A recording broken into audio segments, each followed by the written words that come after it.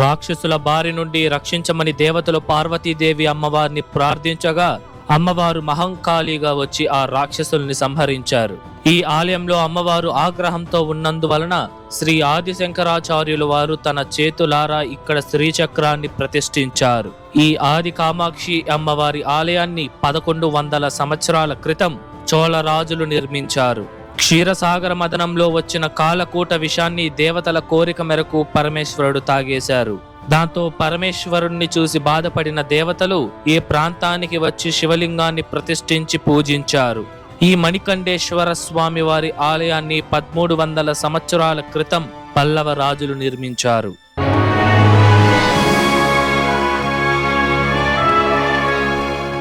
Hi, hello, నమస్తే, welcome to our channel ఆలయ యాత్ర.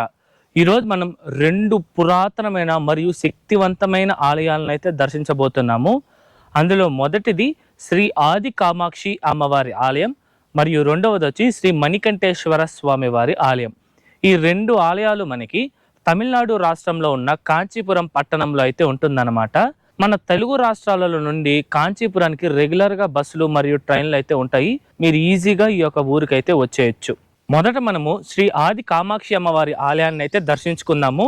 ఈ ఆలయం వచ్చేసి కాంచీపురం రైల్వే స్టేషన్ నుండి 1 కిలోమీటర్ దూరంలో, అలాగే కాంచీపురం బస్ స్టాండ్ నుండి 1.2 కిలోమీటర్స్ దూరంలోనే ఉంటుందన్నమాట. ఈ ఆలయం తాలూకా లొకేషన్ కూడా నేను మీకు డిస్క్రిప్షన్లో ఇచ్చుంటాను, చెక్ చేయండి. వీడియోని లైక్ చేసి స్టార్ట్ చేయండి. మన ఛానల్ని ఎవరైనా సబ్స్క్రైబ్ చేసుకోకుండా చూస్తుంటే సబ్స్క్రైబ్ చేసుకోండి. రండి ఇప్పుడు మనం ఆలయం వద్దకైతే వెళ్దాం. ఇదేనండి నేను మీకు చెప్పిన శ్రీ ఆది కామాక్షి అమ్మవారి ఆలయం. ఈ ఆలయం ప్రధాన కామాక్షి అమ్మవారి ఆలయం నుండి కేవలం 250 మీటర్ల దూరంలోనే ఉంటుంది. ముందుగా ఈ ఆలయం టైమింగ్స్ విషయానికి వస్తే ప్రతిరోజు ఉదయం 6 నుండి 11:30 వరకు, తిరిగి సాయంత్రం 4 నుండి రాత్రి 8:30 వరకు భక్తులకి అందుబాటులో ఉంటుంది. ఇప్పుడు మనం ఈ ఆలయం యొక్క పూర్తి స్థల పురాణం తెలుసుకుందాం. పూర్వం ఒక రాక్షసుడు దేవతలను ప్రతిదినం వేధిస్తూ ఉండేవారు మరియు ఋషులు మహర్షులను యజ్ఞహోమాలు చేయనివ్వకుండా అడ్డుకుని చిత్రహింసలు పెట్టేవాడు. ఇలా దేవతలందరూ ఆ రాక్షసుడు పెట్టే వేదనను తట్టుకోలేక పార్వతీదేవి అమ్మవారి వద్దకు వెళ్లి రక్షించమని ప్రార్థించారు. అప్పుడు అమ్మవారు ఎంతో భయంకరమైన రూపాన్ని దాల్చి విపరీతమైన ఆగ్రహంతో మహంకాళి రూపాన్ని ధరించి ఆ రాక్షసుడిని అతి క్రూరంగా సంహరించారు. అప్పుడు దేవతలందరూ అమ్మవారిని ఈ ప్రాంతంలోనే కొలువు తీరమని వేడుకున్నారు. ఇలా దేవతల యొక్క కోరిక మేరకు అమ్మవారు ఈ ప్రాంతంలో కొలువు తీరారు. ఇందుచేతే పూర్వం ఈ ప్రాంతాన్ని కాళీ కొట్టం అని పిలిచేవారు. ఇలా ఈ సంఘటన జరిగిన కొంతకాలం తర్వాత 8వ శతాబ్దానికి చెందిన శ్రీ ఆదిశంకరాచార్యుల వారు కంచి కామాక్షి అమ్మవారి ఆలయంలో శ్రీచక్రాన్ని ప్రతిష్ఠించిన తరువాత ఈ ప్రదేశానికి వచ్చారు. ఆ సమయంలో భక్తులందరూ ఈ అమ్మవారిని దర్శించాలంటే భయపడేవారు. దానికి కారణం ఏమిటంటే అమ్మవారు చాలా ఆగ్రహంగా ఉన్నందువలన. ఇందుచేతే శ్రీ ఆదిశంకరాచార్యుల వారు ఇక్కడ ఉన్న అమ్మవారి ముందు తన చేతులారా శ్రీచక్రాన్ని ప్రతిష్ఠించి అమ్మవారిని శాంతింపచేశారు. మరియు కాళికాదేవిగా ఉన్న అమ్మవారికి ఆది కామాక్షి దేవిగా పేరుని పెట్టారు. ఈ ఆలయంలో అమ్మవారు కూర్చున్న భంగిమలో 4 చేతులను ధరించి శ్రీ ఆది కామాక్షి దేవిగా భక్తులకి దర్శనమిస్తున్నారు. అమ్మవారి ముందరే శ్రీ ఆదిశంకరాచార్యులు వారు ప్రతిష్ఠించిన శ్రీచక్రాన్ని కూడా మనం చూడవచ్చు. అలాగే ఆలస్యమైన వివాహాల కొరకు గాని, భార్యాభర్తల మధ్య ఐక్యత లేని వారు కానీ ఈ అమ్మవారిని పూజిస్తే మంచి ఫలితాలు కలుగుతాయి. ఇప్పుడు మనం ఈ ఆలయం యొక్క పూర్తి నిర్మాణ చరిత్రను తెలుసుకుందాం. ఈ ఆలయాన్ని 10వ శతాబ్దంలో అనగా దాదాపు 1000 సంవత్సరాల క్రితం చోళరాజులు నిర్మించారు. కానీ కొన్ని ఆధారాల ప్రకారం ఈ ఆలయం 8వ శతాబ్దంలోనే పల్లవ రాజులచే నిర్మించారు అని కూడా చెప్తున్నారు.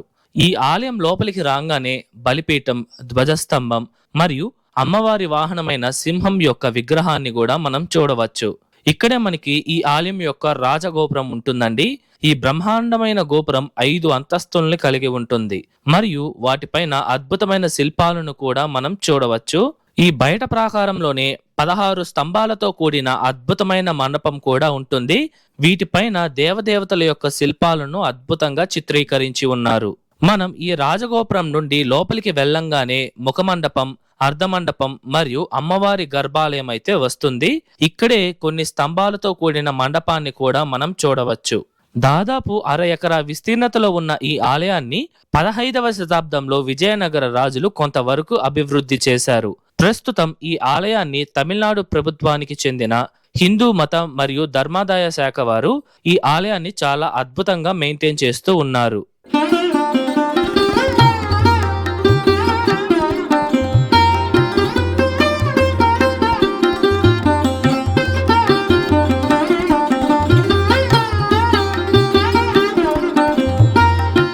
ఇప్పుడు మనం మణికంఠేశ్వర స్వామి వారి ఆలయం వద్దకు వెళ్దాం రండి. ఈ ఆలయం ఆది కామాక్షి అమ్మవారి ఆలయం నుండి కేవలం 3.3 కిలోమీటర్ల దూరంలో ఉంటుంది. ఇదేనండి మణికంఠేశ్వర స్వామి వారి ఆలయం. ముందుగా ఆలయం యొక్క టైమింగ్స్ విషయానికి వస్తే ఈ ఆలయం ప్రతిరోజు ఉదయం 7 నుండి 11 గంటల వరకు, తిరిగి సాయంత్రం 5 నుండి రాత్రి 8 గంటల వరకు భక్తులకి అందుబాటులో ఉంటుంది.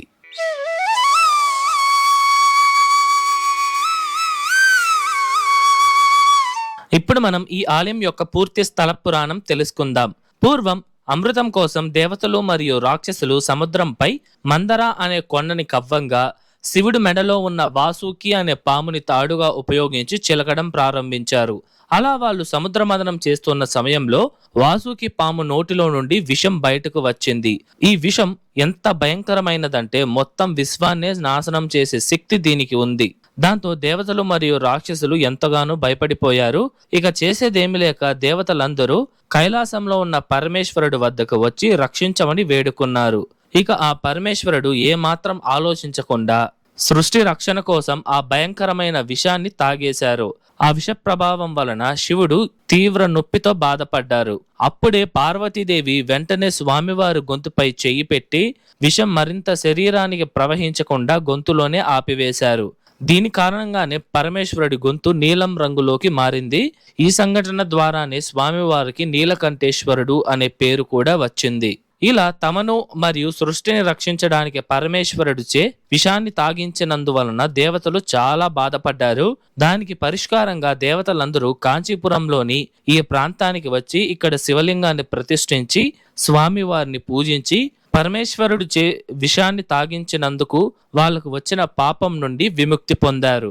అలాగే శని భగవానుడు కూడా ఇక్కడ ఉన్న శివలింగాన్ని పూజించి తన పాపాల నుండి విముక్తి పొందారు.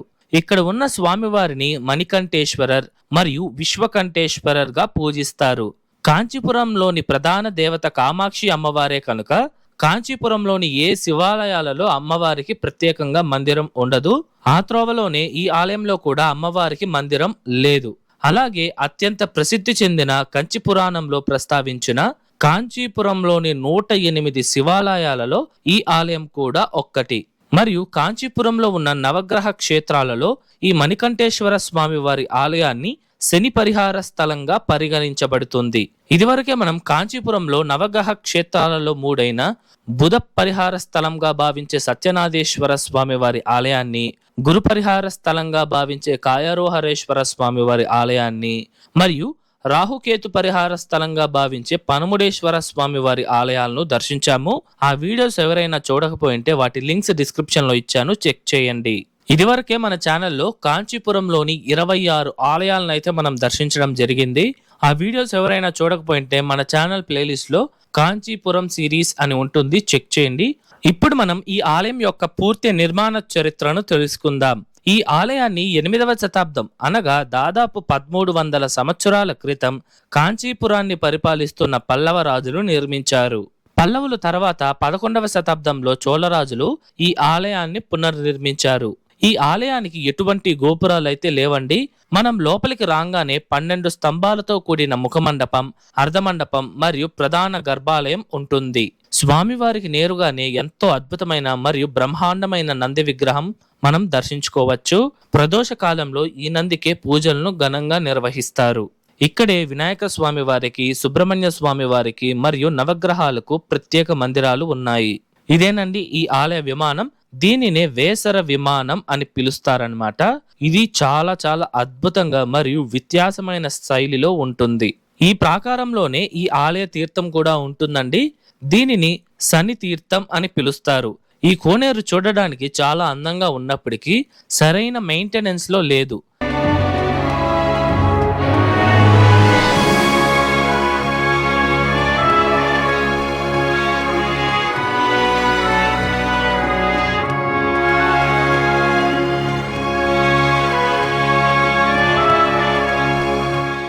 ఇదండి ఇవాళ వీడియో ఎలా ఉంది, నచ్చిందా?